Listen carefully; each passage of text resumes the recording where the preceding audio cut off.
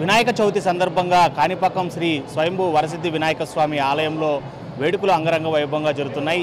అయితే ఇవాళ నుంచే ప్రారంభమయ్యేటువంటి వరసిద్ధి వినాయక స్వామి బ్రహ్మోత్సవాలకు సంబంధించి ఎలాంటి సేవలు ఉండబోతున్నాయి, అదేవిధంగా భక్తులకి ఏ రూపాల్లో స్వామివారి దర్శనం ఇవ్వబోతున్నారు, అదేవిధంగా ఇవాళ వినాయక చవితి సందర్భంగా ఉదయం నుండి ఎలాంటి అలంకరణలతో స్వామివారిని భక్తులు దర్శించుకుంటున్నారు. ప్రస్తుతం మనతో పాటు ఇక్కడ ఆలయానికి సంబంధించినటువంటి స్థానిక అర్చకులు ఉన్నారు. స్వామి నమస్తే. స్వామి, ఎలా ఇవాళ వినాయక చవితి సందర్భంగా ఎలాంటి అలంకరణలు, ప్రత్యేకమైనటువంటి కార్యక్రమాలు స్వామివారికి మూల విరాట్కి నిర్వహించడం జరిగింది? గణేశాయ నమః. ఈరోజు వినాయక చవితిని పురస్కరించుకుని తెల్లవారుజామున 2 గంటల నుండి స్వామివారికి విశేష పంచామృతాలతో అభిషేకం జరిగింది. తర్వాత అలంకరణ జరిగింది, స్వామివారి పుష్పాలంకరణ జరిగింది. ఉదయం 3 గంటల నుండి స్వామివారి భక్తులకు దర్శనాన్ని ఇవ్వడం జరుగుతోంది. ఇప్పుడు ఉభయదారులు, గవర్నమెంట్ వారు అందరూ కూడా పట్టు వస్త్రాలు సమర్పించడం జరిగింది. స్థానిక ఎమ్మెల్యే గారి ద్వారా, కలెక్టర్ గారి ద్వారాగా. అలాగే ప్రతి సంవత్సరం ఇచ్చేటువంటి ఉభయదారులు వారు కూడా ఇప్పుడు పట్టు వస్త్రాలు ఇవ్వడం, సమర్పించడం జరుగుతుంది. ఇతపూర్వమే వినాయక వ్రత కథ పూజా కార్యక్రమం జరిగింది. ఇప్పుడు మామూలు దర్శనం మాత్రం ఉంటుంది. సాయంత్రం మూషిక వాహనం పైన స్వామివారిని అలంకరించి మాడవీధుల్లో ఊరేగింపు గ్రామోత్సవం జరుగుతుంది.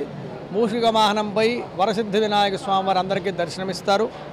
ఈరోజు ప్రారంభం వినాయక చవితి, రేపు ధ్వజారోహణం. ఇవాళ ఏదైతే వినాయక చవితి సందర్భంగా కూడా ప్రత్యేకాది సేవలు ఏమైనా కూడా క్యాన్సిల్ చేయడం జరిగిందా, రద్దు చేయడం? ఈ 21 రోజుల పాటు జరిగే బ్రహ్మోత్సవాల్లో భాగంగా ఆర్జిత సేవలు ఏమీ ఉండవండి. గణపతి హోమం ఒకటే ఉంటుంది. మిగిలిన ఆర్జిత సేవలన్నీ కూడా ఏమి ఉండవు, అన్నింటినీ రద్దు చేశారు. అదంతా కూడా ప్రకటన ద్వారా అందరికీ తెలియజేయడం జరిగింది. ఓన్లీ ఉభయదారులకు మాత్రమే జరిగేటువంటి అభిషేకాలు మాత్రమే ఉంటాయి. ప్రతి సంవత్సరానికి ఒక్కసారి ఉంటుంది వాళ్ళకి. కాబట్టి వాళ్ళ ఉభయదారుల్లో ఏ రోజు ఎవరిది ఉభయం జరుగుతుందో వారిది అభిషేకము, అలంకరణ, పుష్పాలంకరణ, చందనాలంకారం ఇత్యాదులు జరుగుతూ ఉంటాయి. భక్తులకు మామూలు దర్శనం మాత్రమే ఉంటుందండి. సేవలు అయితే ఏమి ఉండవు, గణపతి హోమం తప్ప. ఈ 21 రోజుల పాటు జరిగేటువంటి బ్రహ్మోత్సవాల్లో స్వామివారు ప్రత్యేకమైనటువంటి వాహన సేవలు ఏవి, ఏ రోజున నిర్వహించబడుతున్నాయి? అవి 21 రోజులు కూడా అంగరంగ వైభవంగానే అత్యంత వైభవంగా జరుగుతాయి. దాంట్లో విశేషంగా రథోత్సవము, తెప్పోత్సవము, కల్పవృక్ష వాహనము, పుష్పపల్లకి సేవ, పెద్ద శేష వాహనం ఇత్యాది వాహనాలన్నీ కూడా చాలా అత్యంత భక్తులు రద్దీతో కూడుకుని చాలా విశేషంగా జరుగుతాయి. విశేషమైన భక్తులు వస్తూ ఉంటారు. దానికి ఈ 4 వాహనాలు చాలా విశేషంగా జరుగుతాయి.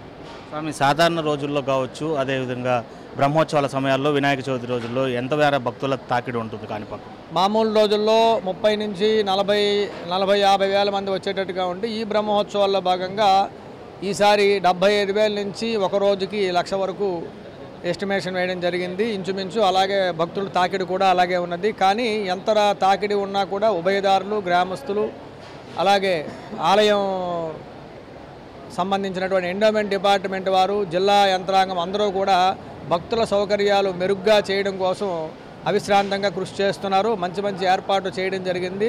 మంచి దర్శనానికి ఏర్పాట్లు చేయడం జరిగింది. నమస్కారం స్వామి, థ్యాంక్ యూ. సో అది వినాయక చవితి సందర్భాన్ని పురస్కరించుకొని ఇవాళ కాణిపాకం వరసిద్ధి వినాయక స్వామి ఆలయంలో ప్రత్యేకమైనటువంటి వేడుకలు జరుగుతున్నాయి. స్వామివారు కూడా ప్రత్యేక పూజలు నిర్వహించిన అనంతరం సామాన్యులకి ఇటు దర్శనం కల్పించేటువంటి పరిస్థితి ఉంది. ఇవాళ నుంచి ప్రారంభమయ్యేటువంటి వరసిద్ధి వినాయక స్వామి బ్రహ్మోత్సవాలు 21 రోజుల పాటు కూడా అంగరంగ వైభవంగా జరుగుతున్నాయి. ఇందులో పాల్గొనేటువంటి భక్తులకు అన్ని సౌకర్యాలను ఆలయ అధికారులు చేపట్టారు అని చెప్పి కూడా ఇక్కడ అర్చకులు చెప్తున్నటువంటి పరిస్థితి. వీడియో జర్నలిస్ట్ మునిసాయితో Lokesh, reporting for RTV, Kanipakam. మరిన్ని వీడియోస్ కోసం ఛానల్ ని సబ్స్క్రైబ్ చేయండి. లేటెస్ట్ అప్డేట్స్ కోసం వాట్సాప్ ఛానల్ ని ఫాలో చేయండి. అండ్ లింక్ డిస్క్రిప్షన్ లో ఉంది.